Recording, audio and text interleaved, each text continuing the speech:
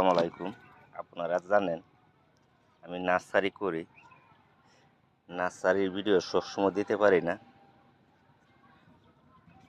অনেক কাজকর্ম নিয়ে সবসময় ব্যস্ত থাকি, ভিডিও বানাই আপনারা মন মতো আমি ভিডিও বানাইতে পারি না। আর এই যে লাউয়ের চারা দেখতেছেন, এটা হলো সম্পূর্ণ হাইব্রিড জাতীয় চারা, কেন কিন্তু ভেজাল নাই। যাদের চারার প্রয়োজন আমার হোয়াটসঅ্যাপে যোগাযোগ করতে পারেন। আশা করি আপনারা 1 নাম্বার যেটা এটাই পাইবেন।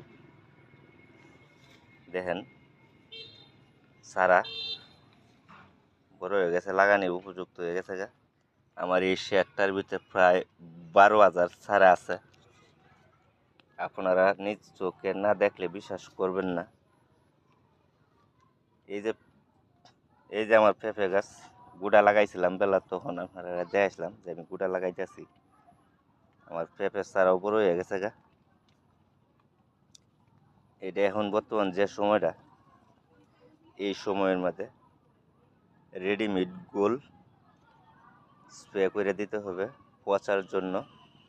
এই যে আপনারা দেখাই, এই যে একটা চারা দেখেন পচে, এটা কিন্তু পচে গেছে। আমি এখন পর্যন্ত এটা আমাদের রেডিমেড গোল দিছি না, এই কারণেই পচে গেছে। যদি রেডিমেড গোল আমি স্প্রে করে দিতাম তাহলে আর পচলো না, কিন্তু আজকে অবশ্যই দিয়ে দেন। আর সবসময় এইরকম চারার মধ্যে যদি আপনারা রেডিমেড গোল স্প্রে করে দেন তাহলে সবসময় সতর্ক থাকবেন। পরের দিন সকালবেলা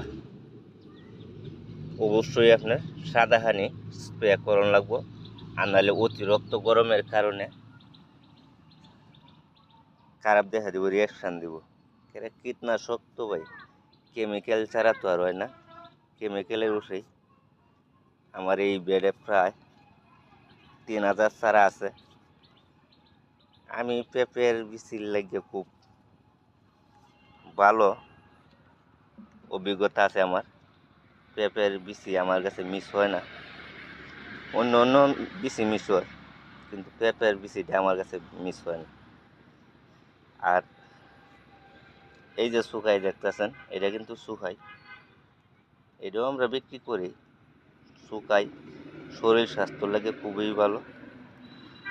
শুকাই দুধে আপনার চাবাইয়া খাইলেন, এরপরেও আপনার লিভারের লাগে ভালো। এই যে আমার 12 মাসি মরিচ গাছ বড় হয়ে গেছে, বড় হয়েছে না, হওয়ার পথেই